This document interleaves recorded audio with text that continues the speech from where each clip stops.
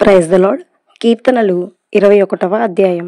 యెహోవా రాజు నీ బలమును బట్టి సంతోషించుచున్నాడు, నీ రక్షణను బట్టి అతడు ఎంతో హర్షించుచున్నాడు.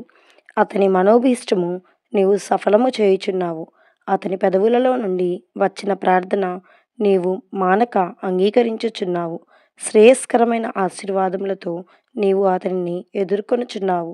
అతని తల మీద అపరంజి కిరీటము నీవు ఉంచి ఉన్నావు. ఆయుస్సు నిండని అతడు నిన్ను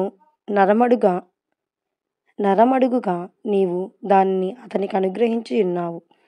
సదాకాలము నిలుచు దీర్ఘాయువు నీవు దయచేసి ఉన్నావు. నీ రక్షణ వలన అతని గొప్ప మహిమ కలిగెను. గౌరవ ప్రభావములు నీవు అతనికి ధరింపజేసి ఉన్నావు. నిత్యము ఆశీర్వాదకారకుడిగా నుండినట్లు నీవు అతన్ని నియమించుచున్నావు. నీ సన్నిధిని సంతోషముతో అతన్ని నుల్లసింపజేసి ఉన్నావు. ఏలయనగా రాజు యెహోవా యందు నమ్మిక ఉంచి ఉన్నాడు. సర్వోన్నతుని కృపచేత అతడు కదలకుండా నిలుచును. నీ హస్తము నీ శత్రువులందరినీ చిక్కించుకొనును. నీ దక్షిణ హస్తము నిన్ను ద్వేషించు వారిని చిక్కించుకొనును. నీవు ప్రత్యక్షమైనప్పుడు వారు అగ్నిగుండము వలె అగుదురు.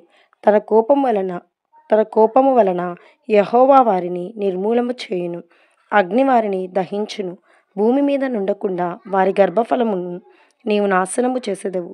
నరులలో నుండకుండా వారి సంతానమును నశింపజేసెదవు.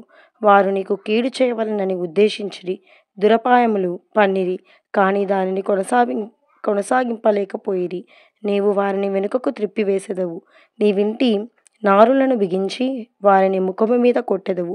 యెహోవా నీ బలమును బట్టి నిన్ను హెచ్చించుకొనుము. మేము గానము చేయుచు నీ పరాక్రమమును కీర్తించెదము. ఆమేన్.